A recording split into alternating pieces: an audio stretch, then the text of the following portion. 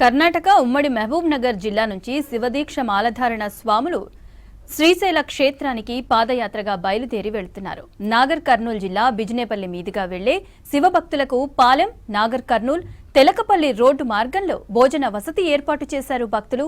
ఆర్య వైశ్య సంఘాలు, యువజన సంఘాల ఆధ్వర్యంలో వైద్య శిబిరాలు ఏర్పాటు చేస్తూ వారికి వైద్య సేవలు అందిస్తున్నారు. గత కొన్నేళ్లుగా ఇలాంటి శిబిరాలు ఏర్పాటు చేయడం శుభ పరిణామమంటున్నారు భక్తులు.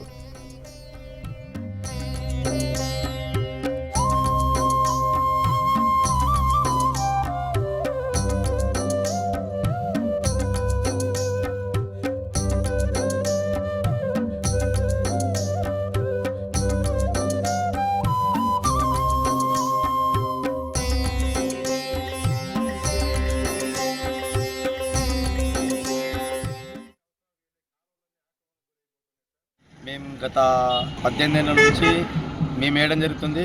మా సీనియర్లు కూడా మాకు గత 25 ఏళ్ళ నుంచి మేము వేసుకుంటా. ఈరోజు మేము ఇంకా మా ఊళ్ళో ఒక్కరి ద్వారా వేసి మా ఊళ్ళో అప్పటికి లేకుండా వేరే ఊళ్ళో ఉండి ఈరోజు మా ఊళ్ళో 2-3 అట్లా రెడీ అయ్యి ఈరోజు దగ్గర 65-70 మంది సంఖ్య వరకు పెరిగి ఈ యొక్క శివస్వాముల బృందాన్ని పెంచడమే కాకుండా చుట్టుముట్టు గ్రామాలకు కూడా హిందుతత్వంలో మేల్కొని ఈ శివస్వాములు ఏ విధంగా అయితే డెవలప్మెంట్ కావాలి, మనకు శివస్వాములకు మ్యాక్సిమము పండ్లు పరాలు ఇచ్చి భిక్ష కూడా అరేంజ్మెంట్ చేస్తే చాలా బాగుంటుంది. సివిల్గా వచ్చే శివస్వాములకు చాలా ఇబ్బందిగా ఫీల్ అవుతున్నారు.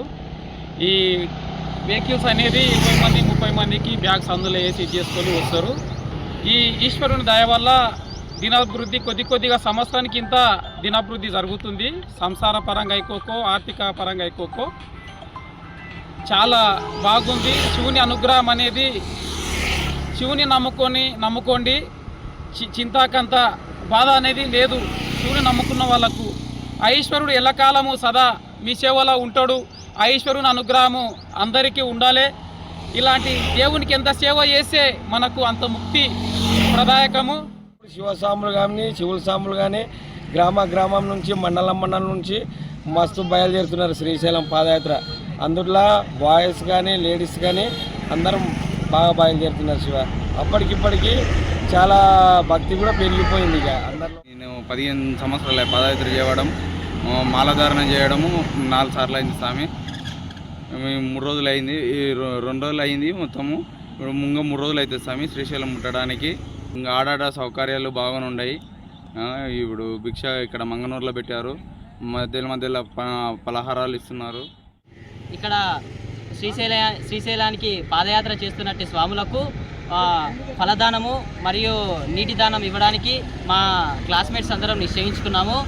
ఇందుకోసం మేమందరము మాకు తోచినంత సహాయం, మా క్లాస్మేట్స్ అందరూ, మా తోటి మిత్రులందరూ తోచిన సహాయం, మాకు తోచినంత డబ్బులు వేసుకొని మేము ఇలా పళ్ళు మరియు నీటి వసతిని ఏర్పాటు చేయడం జరిగింది.